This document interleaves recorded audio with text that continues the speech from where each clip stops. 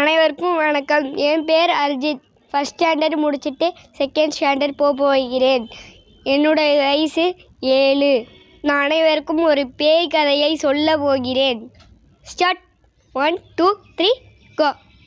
சோட்டுன்னு ஒரு பையன் இருந்தான். அவனுக்கு கேரம் போர்டுலாம் ரொம்ப பிடிக்கும்.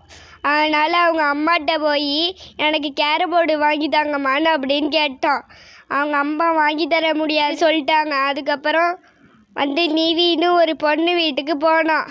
அந்த பொண்ணுக்கிட்ட கேட்டா, கேரம் போர்டு விளையாட தரியா அப்படின்னு கேட்டான். அவளும் தர முடியாதுன்னு சொல்லிட்டா.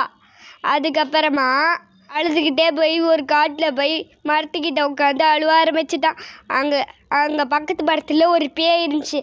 அந்த பேய் ஒரு பொண்ணாக மாறி இந்த சோட்டுக்கிட்ட ஒரு கேரம் போர்டு கொடுத்தது. அப்படியே கொடுத்து அந்த ஒரு வீட்டுக்கு அந்த பேய் கூட்டிக்கு போனது.